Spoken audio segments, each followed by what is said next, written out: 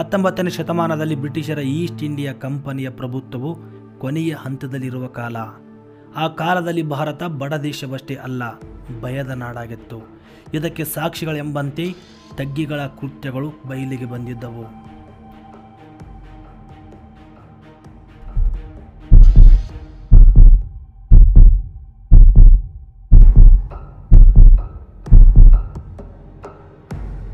ರಾತ್ರಿ ಒಂದು ದಿನ ಒಂದು ರೂಮಿನ ಒಂದು ಕೋಣೆಯಲ್ಲಿ ಒಬ್ಬ ವ್ಯಕ್ತಿ ಪುಸ್ತಕ ಓದುತ್ತಾ ಕುಂತಿರುತ್ತಾನೆ.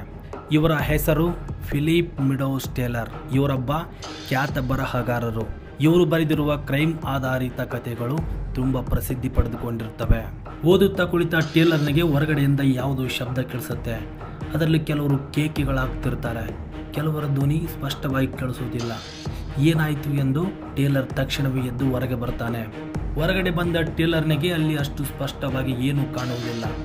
ದೂರದಲ್ಲಿ ಯಾರನ್ನ ಎಳ್ಕೊಂಡು ಹೋಗುವ ದೃಶ್ಯ ಕಾಣುತ್ತೆ. ಅದನ್ನು ತನ್ನ ಮನೆಯ ಕಾವಲುಗಾರ ನೋಡುತ್ತಾ ನಿಂತಿರ್ತಾನೆ. ಆ ಕಾವಲುಗಾರನಿಗೆ ಏನಾಯಿತು, ಯಾವುದು ಆ ಸದ್ದು ಅಂತ ಕೇಳ್ತಾನೆ. ಬ್ರಿಟಿಷ್ ಅಧಿಕಾರಿಗಳು ಕೆಲವರನ್ನ ಬಂಧಿಸಿ ಎಳ್ಕೊಂಡು ಹೋಗ್ತಿದ್ದಾರೆ ಸಾರ್ ಅಂತಾನೆ ಕಾವಲುಗಾರ. ಯಾಕೆ ಅಂತ ಕೇಳ್ತಾನೆ ಟೇಲರ್. ಸರ್, ನಿಮಗೆ ಅಷ್ಟು ವಿಷಯ ಗೊತ್ತಿಲ್ಲ ಅಂತ ಕಾಣಿಸುತ್ತೆ. ಯಾರು ತಗ್ಗರಂತೆ ಸಾರ್, ಅವ್ರು ನೂರಾರು ಹತ್ಯೆಗಳು ಮಾಡಿದ್ದಾರಂತೆ. ಹಾಗಾಗಿ ಅವರನ್ನು ಬ್ರಿಟಿಷ್ ಅಧಿಕಾರಿಗಳು ಎಲ್ಲ ಕಡೆ ಹುಡುಕ್ತಿದ್ದಾರೆ. ದೇಶ ತುಂಬ ಮೂಲೆ ಮೂಲೆಯಲ್ಲಿ ಹುಡುಕ್ತಿದ್ದಾರೆ ಸರ್ ಅಂತಾನೆ ಕಾವಲುಗಾರ. ಆಗ ಟೇಲರ್ ಈ ವಿಷಯದ ಬಗ್ಗೆ ಅಷ್ಟು ಆಸಕ್ತಿ ತೋರಿಸದೆ ಮತ್ತೆ ಒಳಗಡೆ ಹೋಗಿ ಪುಸ್ತಕ ತೆರೆದು ಓದಲು ಶುರು ಮಾಡ್ತಾನೆ. ಯಾಕಂದರೆ ಆಗಿನ ಕಾಲದಲ್ಲಿ ದರೋಡೆಗಳು, ಕೊಲೆಗಳು ಸಾಮಾನ್ಯವಾಗಿರುತ್ತವೆ. ಆದರೆ ಈ ಘಟನೆ ಸಾಮಾನ್ಯ ಘಟನೆ ಆಗಿರುವುದಿಲ್ಲ. ಹೊರಗಡೆ ಬ್ರಿಟಿಷ್ ಅಧಿಕಾರಿಗಳು ದೇಶದ ಮೂಲೆ ಮೂಲೆಗೆ ನುಗ್ಗಿ ಸಾವಿರಾರು ಜನರನ್ನು ಬಂಧಿಸಿ ಜೈಲಿಗಟ್ಟಿರುತ್ತಾರೆ. ಅದರಲ್ಲಿ ಕೆಲವರು ತಪ್ಪಿಸಿಕೊಂಡು ಓಡಿ ಹೋಗಿರ್ತಾರೆ. ತಪ್ಪಿಸಿಕೊಂಡು ಓಡಿ ಹೋದವರನ್ನು ಬೇಟೆಯಾಡುವುದಕ್ಕೆ ಶುರು ಮಾಡಿರ್ತಾರೆ ಬ್ರಿಟಿಷ್ ಅಧಿಕಾರಿಗಳು. ಈ ಘಟನೆಗಳು ದೇಶದ ತುಂಬೆಲ್ಲ ಆತಂಕ ಸೃಷ್ಟಿ ಮಾಡಿರುತ್ತವೆ. ಸಾಮಾನ್ಯ ಜನರು ಭಯಭೀತರಾಗಿರುತ್ತಾರೆ. ಇಲ್ಲಿ ಬ್ರಿಟಿಷರು ಹುಡುಕುತ್ತಿರುವ ಜನಗಳಿಗೆ ಒಂದು ಸರ್ನೇಮ್ ಇರುತ್ತೆ. ಆ ಹೆಸರು ಕೇಳಿದರೆ ಸಾಮಾನ್ಯ ಮನುಷ್ಯ ಕೂಡ ಒಂದು ಸಲ ಬೆಚ್ಚಿ ಬೀಳುತ್ತಾನೆ. ಆ ಹೆಸರೇ ತಗ್ಗರು. ಇಲ್ಲಿ ಮನೆಯೊಳಗೆ ಹೋಗಿ ಪುಸ್ತಕ ಓದುತ್ತಿರುವ ಟೇಲರ್ನಿಗೆ ತಗ್ ಎಂಬ ಪದ ನೆನಪಾಗುತ್ತೆ. ಆ ಪದದ ಅರ್ಥ ಏನು, ಯಾರು ಇವು ತಗ್ಗರು ಎಂಬ ಪ್ರಶ್ನೆ ಕಾಡುತ್ತೆ. ತಕ್ಷಣವೇ ಕಾವಲುಗಾರನಿಗೆ ಕರೆದು ಆ ತಗ್ಗರ ಬಗ್ಗೆ ಪ್ರಶ್ನೆ ಕೇಳ್ತಾನೆ. ಕಾವಲುಗಾರ, ಸರ್, ಅವರು ಭಯಂಕರವಾಗಿರೋ ಅಂತಕರಂತೆ ಸರ್. ದೇಶದ ತುಂಬೆಲ್ಲ ಸಾವಿರಾರು ಹತ್ಯೆಗಳು ಮಾಡಿ ಮಣ್ಣಲ್ಲಿ ಮಣ್ಣು ಮಾಡಿದ್ದಾರಂತೆ. ಹಾಗಾಗಿ ಅಧಿಕಾರಿಗಳು ಅವರನ್ನು ಹುಡುಕ್ತಿದ್ದಾರೆ ಅಷ್ಟೇ ಸಾರ್ ಅಂತ ಹೇಳ್ತಾನೆ ಕಾವಲುಗಾರ. ತಗ್ಗರ ಬಗ್ಗೆ ಸ್ವಲ್ಪ ಮಾಹಿತಿ ಕೇಳಿದ ಟೇಲರ್ನಿಗೆ ರಾತ್ರಿಗೆಲ್ಲ ಪ್ರಶ್ನೆಗಳು ಕಾಡುತ್ತವೆ. ಈ ತಗ್ಗರು ಯಾರು? ಸಾವಿರ ಹತ್ಯೆಗಳೇ? ಇವರು ದೇಶದ ತುಂಬೆಲ್ಲ ಇದ್ದಾರಾ? ಹಲವು ಪ್ರಶ್ನೆಗಳು ಕಾಡ್ತವೆ. ಈ ಎಲ್ಲ ಪ್ರಶ್ನೆಗಳಿಗೆ ಉತ್ತರ ಕಂಡುಕೊಳ್ಳಲು ಮರುದಿನ ತನ್ನ ಪರಿಚಯ ಇರುವ ಒಬ್ಬ ಬ್ರಿಟಿಷ್ ಅಧಿಕಾರಿಗೆ ಭೇಟಿಯಾಗಿ ಈ ತಗ್ಗರ ಬಗ್ಗೆ ಕೇಳ್ತಾನೆ. ಆ ಕಡೆಯಿಂದ ಬಂದ ಉತ್ತರ ಕೇಳಿದ ಟೇಲರ್ ಒಂದು ಕ್ಷಣ ಬೆಚ್ಚಿ ಬೀಳ್ತಾನೆ. ಆದರೆ ಆ ಬ್ರಿಟಿಷ್ ಅಧಿಕಾರಿ ಹೇಳಿದ್ದು ಸ್ವಲ್ಪ ಕತೆ ಮಾತ್ರ. ಅಧಿಕಾರಿ ಹೇಳಿದ ಸ್ವಲ್ಪ ಕತೆಗೆ ಥ್ರಿಲ್ ಆದ ಟೇಲರ್ ತಗ್ಗರ ಬಗ್ಗೆ ಕುತೂಹಲ ಜಾಸ್ತಿ ಆಗುತ್ತೆ. ತಕ್ಷಣವೇ ಈ ಕೇಸನ್ನು ಯಾರು ಮುನ್ನಡೆಸುತ್ತಿದ್ದಾರೆ ಎಂದು ಬ್ರಿಟಿಷ್ ಅಧಿಕಾರಿಗೆ ಕೇಳ್ತಾನೆ. ಆ ಕಡೆಯಿಂದ ಬಂದ ಉತ್ತರ ಕರ್ನಲ್ ಸ್ಲಿಮನ್. ಈ ಕರ್ನಲ್ ಸ್ಲಿಮನ್ ಒಂದು ಸಣ್ಣ ಪ್ರಾಂತ್ಯದ ಅಧಿಕಾರಿ, ಆದರೆ ತಗ್ಗರ ವಿಷಯದಲ್ಲಿ ಮಾಡುವ ಕೆಲಸ ದೊಡ್ಡದು. ಕರ್ನಲ್ ಸ್ಲಿಮನ್ ಬಗ್ಗೆ ಕೇಳಿದ ಟೇಲರ್ನಿಗೆ ಕುತೂಹಲ ಜಾಸ್ತಿ ಆಗುತ್ತೆ. ಇಂಥ ಒಂದು ಸಣ್ಣ ಪ್ರಾಂತ್ಯದ ಅಧಿಕಾರಿ ಇಂಥ ಒಂದು ದೊಡ್ಡ ಕೇಸನ್ನು ಮುನ್ನಡೆಸಿದ್ದಾರೆ ಅಂದರೆ ಇದು ಸಾಮಾನ್ಯ ವಿಷಯವಲ್ಲ. ತಕ್ಷಣವೇ ಕರ್ನಲ್ ಸ್ಲಿಮನ್ಗೆ ಪತ್ರ ಬರೆದು ಕಳಿಸ್ತಾನೆ. ಅದರಲ್ಲಿ ತಾನು ಭೇಟಿಯಾಗುವ ಉದ್ದೇಶ, ದಿನಾಂಕವನ್ನು ಹೇಳಿರ್ತಾನೆ. ಈ ಕರ್ನಲ್ ಸ್ಲಿಮನ್ ಒಬ್ಬ ನಿಷ್ಠಾವಂತ ಅಧಿಕಾರಿ ಹಾಗೂ ಧೈರ್ಯವಂತನು ಕೂಡ. ಈ ತಗ್ಗರು ಯಾರು, ಇವರು ಎಷ್ಟು ಹತ್ಯೆಗಳು ಮಾಡಿದ್ದಾರೆ, ಈ ಎಲ್ಲ ವಿಷಯಗಳನ್ನು ಬಯಲಿಗೆಳೆದದ್ದು ಇದೇ ಕರ್ನಲ್ ಸ್ಲಿಮನ್.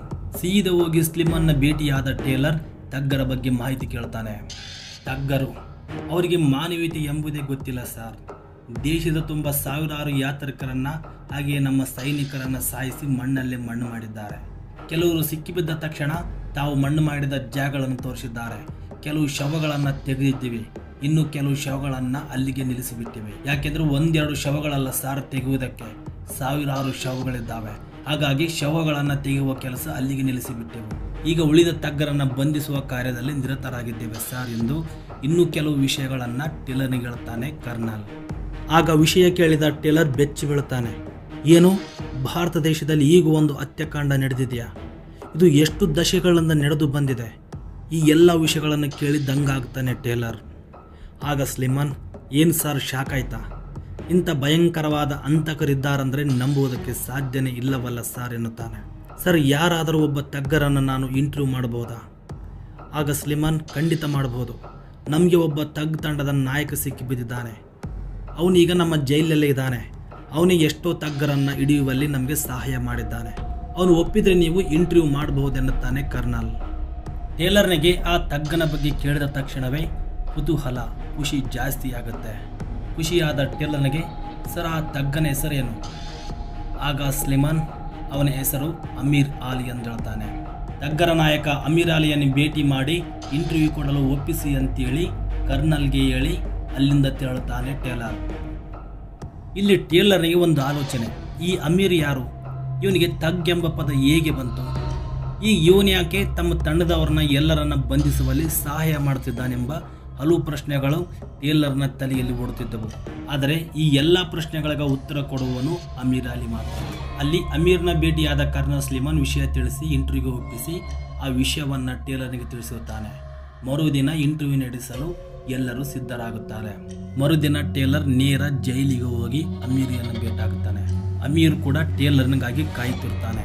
ಅಮೀರ್ ಆಲಿಯ ಮುಂದೆ ಒಂದು ಕುರ್ಚಿಯಲ್ಲಿ ಕುಂತ ಟೇಲರ್, ಹೇಳು ಅಮೀರ್, ಆ ನಿನ್ನ ತಂಡದ ಬಗ್ಗೆ ಹೇಳು, ನಿನ್ನ ಜೀವನದ ಕಥೆಯ ಬಗ್ಗೆ ಹೇಳು. ಆ ನಿನ್ನ ಕತೆ ಕೇಳಲು ನಾನು ತುಂಬ ದಿನಗಳಿಂದ ಕಾತುರದಿಂದ ಕಾಯ್ತಿದ್ದೇನೆ. ಇನ್ನು ತಡ ಮಾಡಬೇಡ, ಶುರು ಮಾಡು. ಅಮೀರ್ ಕೂಡ ತನ್ನ ಜೀವನದ ಎಲ್ಲ ಕತೆ ಹೇಳಲು ಸಿದ್ಧನಾಗಿರುತ್ತಾನೆ. ಸರ್, ನಾನೀಗ ಏನಿಲ್ಲ ಅಂದರೂ ಸುಮಾರು ಒಂದು 12 ವರ್ಷಗಳಿಂದ ಈ ಜೈಲಲ್ಲಿದ್ದೇನೆ. 12 ವರ್ಷ ಜೈಲಲ್ಲಿ ಇರಲಿಲ್ಲ ಅಂದರೆ ಏನಿಲ್ಲ ಅಂದರೂ ಕೂಡ 1000 ಜನನ ಸಾಯಿಸಿ ಮಣ್ಣಲ್ಲಿ ಮಣ್ಣು ಮಾಡ್ತಿದ್ದೆ. ಆದರೆ ನಾನೀಗ ಬದಲಾಗಿದ್ದೀನಿ. ನಾನು ಭಾಳ ನೊಂದಿದ್ದೀನಿ ಸರ್. ಪಶ್ಚಾತ್ತಾಪದಿಂದ ಬಳಲುತ್ತಿದ್ದೀನಿ. ರಾತ್ರಿ ಎಲ್ಲ ನನಗೆ ಕಣ್ಣಿಗೆ ನಿದ್ದಿಲ್ಲ ಸರ್. ಇರೋ ಒಬ್ಬ ಮಗಳು ಕೂಡ ನನ್ನ ಅಪ್ಪ ಅಂತ ಕರಿತಿಲ್ಲ. ನನಗೆ ಈ ಜೀವನವೇ ಬೇಸರ ಆಗಿಬಿಟ್ಟದ. ಇಷ್ಟೊತ್ತಿಗೆ ನಾನು ಸಾಯ್ಬೇಕಾದವನು ಸರ್. ಆದರೆ ಕೊನೆ ಸಾರಿ ನನ್ನ ಮಗಳು ನೋಡ್ಬೇಕಂತ ಇನ್ನು ಈ ಜೀವ ಹಿಡ್ಕೊಂಡು ಕುಂತೀನಿ. ಆ ಸಾರ್ ನನಗೆ ಮಾತು ಕೊಟ್ಟಾನ, ನನಗೆ ಗೊತ್ತಿರೋ ನನ್ನ ಎಲ್ಲ ತಗ್ರನ್ನ ಹಿಡ್ಕೊಟ್ರೆ ಈ ಜೈಲಿಂದ ಬಿಡ್ತೀನಂತ. ಜೈಲಿಂದ ಹೊರಗಡೆ ಹೋದ ಮೇಲೆ ನನ್ನ ಮಗಳನ್ನ ನೋಡಬೇಕಂತ ಒಂದು ಸಣ್ಣ ಆಸೆ ಅದ. ಅಷ್ಟು ಬಿಟ್ಟರೆ ನನ್ನ ಜೀವನದಲ್ಲಿ ಇನ್ನು ಯಾವುದೇ ಆಸೆಗಳಿಲ್ಲ. ಈಗ ನಾನು ಜೀವನದ ಎಲ್ಲ ಕಥೆನ ನಿಮ್ಮ ಮುಂದೆ ಬಿಚ್ಚಿಡ್ತೀನಿ. ಅದರಲ್ಲಿ ಯಾವುದೇ ಒಂದು ಮುಚ್ಚುಮರೆ ಇಲ್ಲದೆ ಹೇಳ್ತೀನಿ. ಬರ್ಕೊಳ್ಳಿ ಸರ್, ನನ್ನ ಹೆಸರು ಅಮೀರ್ ಆಲಿ. ನಾನೊಬ್ಬ ತಗ್ಗರ ಮುಖಂಡ.